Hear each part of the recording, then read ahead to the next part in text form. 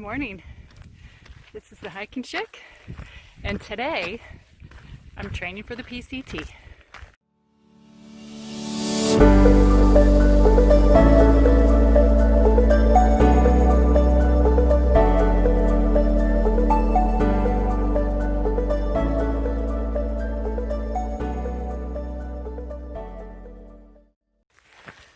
So this trail starts off immediately uphill, but I guess that's good practice, right? I'm on a 10-miler to Oath Peak. It's like 5 miles out and back, and so let's get on with it.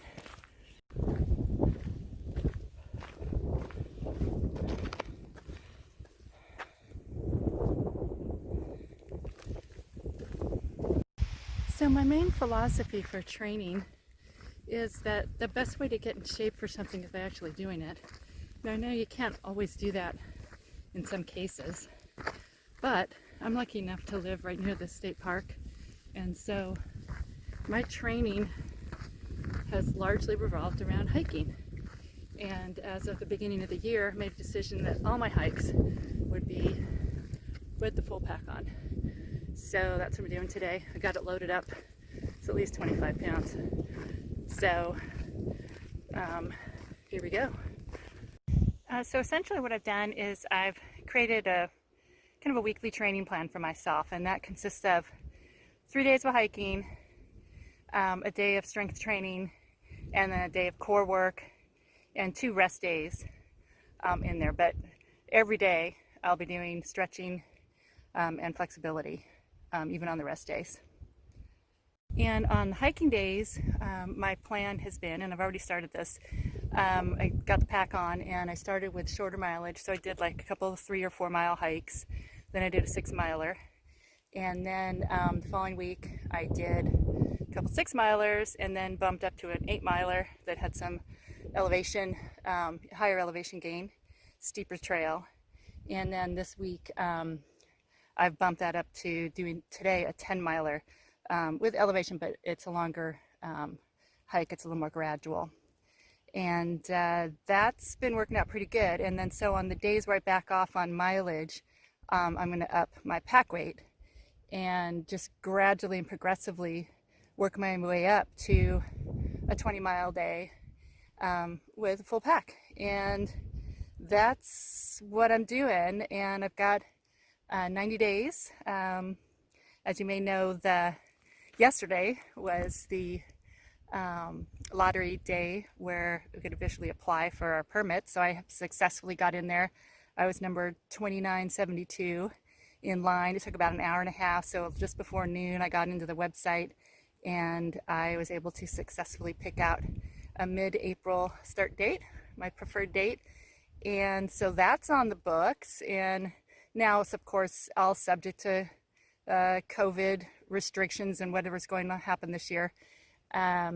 But I hope to hear within the next couple or 2 or 3 weeks that I've got that confirmed from the PCTA. So waiting for that, but tentatively I've got a date set. So that's exciting.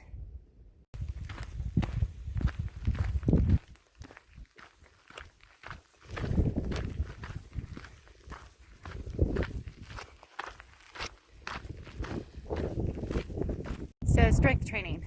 So what I've been doing for that is actually a Les Mills body pump class. And while my gym has not been able to open, I'm here in California and gyms are still closed. They do have a number of outdoor classes, but it's on a slanted parking lot. It's not my favorite. But so they've been super awesome and flexible and adapt to the situation. And so what I've been able to do is get a loaner of the weight set, which is a bar and some weight plates. This is a 1-hour weight training class, full body. It consists of a lot of lunges and squats, so I can add weight and work on my leg strength, etc. So I'm doing that once a week. And then on the other day that I'm not hiking, I do either a core class, which the gym is doing these classes on Facebook Live. It's pretty awesome, and they're all taped. So I'm finding various things I can find on YouTube or through Facebook Live through the gym, and doing either a core class. But my flexibility training is really something that I incorporate on a daily basis. So every day before I get up, as I'm getting out of bed, I have a stretching routine that I do, and it's based on a system called three-dimensional dynamic movement. A friend of mine has a business, it's called Thrive Fitness, Nutrition, and Lifestyle, and I'll put a link to her website at down below. She has developed this system of three-dimensional movement that is really good for your joints, your whole body, moving your lymph around, and increasing your flexibility. And she also incorporates some strength training as well for the core. So I'm incorporating a lot of her system, and in addition I do a little bit of yoga as well. And so a lot of that stuff I do on a daily basis, the stretching, but then on the core day, if I don't do a core class, I may do kind of my own yoga, stretching and whatnot. And that pretty much rounds out my week as far as my physical training goes. I've noticed though, as I've been hiking with the pack on, really got to focus on the feet, the ankles. I have really not been getting sore in the legs from hiking, or the shoulders or back or anything. It's all been feet and ankles and a little bit lower calf depending on the steepness of the trails I'm on. So I'm really focusing on flexibility in my feet and ankles and doing some specific stretches to help prevent plantar fasciitis. I get some little twinges on one foot and in the arch, so I want to be really careful, because I know that's something that can really take you off trail.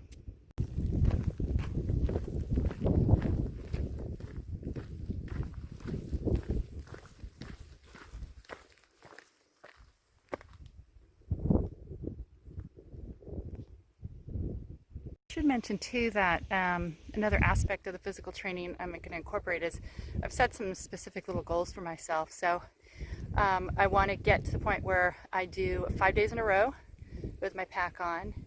I want to hike on a rainy day with my pack and a really windy day, and that way, you know, I kind of replicate maybe some situations I might come into and see how that gear works, see how the rain gear works, see how the wind gear works. And also, it's not quite physical, but it's still a skill set.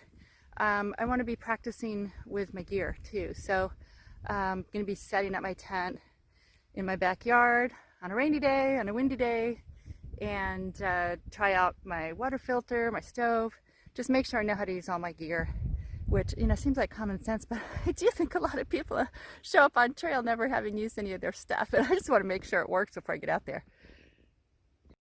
In addition, part of why I started this channel and doing the videos is to practice the video aspect and the vlogging aspect.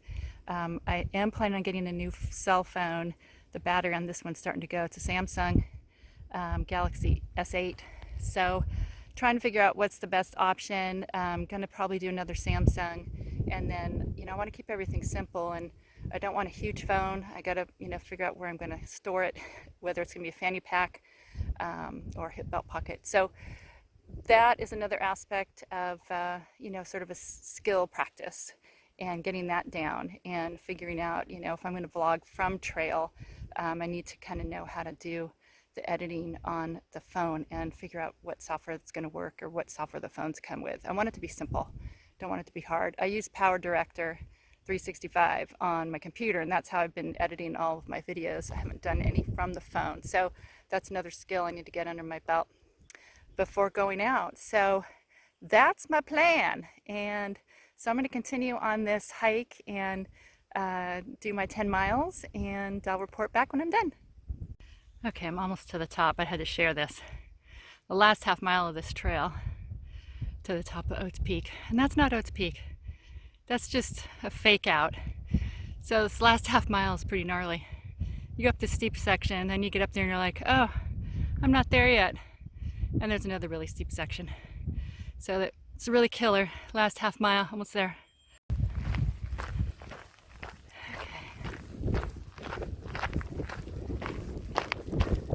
Breezy. Sorry about the wind noise. Last half mile. Yeah. I know it doesn't look like much. It never looks, these videos never show the true magnitude of the elevation, but that just looks straight up from here to me. And it kind of is. So I need both hands. I'll see you at the top. You may have noticed I didn't mention cardio training earlier. That's because this is my cardio. My heart is racing. Anyways, I'm doing this. Never done it with 25 pounds on my back. So I'll be proud of myself when I get up there. I'm gonna keep going. Okay, so I just want to show you. There's a sign down there that says a half mile. So I just walked up this section. I don't know how far that was. But, so you pan around, you get up to the top of this and you're like, oh, I'm almost there. And then you're like, oh, no, I'm not.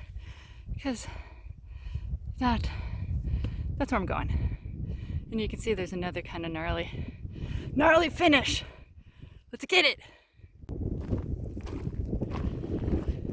Okay, made it to the top. I was talking to a couple of nice gals, mom and daughter combo. They were up here at the benches. And I'm just gonna have my snack and then head back down. So I'm headed back down. I think when it's all said and done, it'll be about 11 miles, or 10.8 or something like that. And as always, if you are an experienced PCT hiker, always open to feedback and suggestions. And if you are planning to hike the PCT and you're also training, I'd love to know what you're doing to get yourself ready for the trek. So this is the Hiking Chick saying see you on the next hike and have a great day.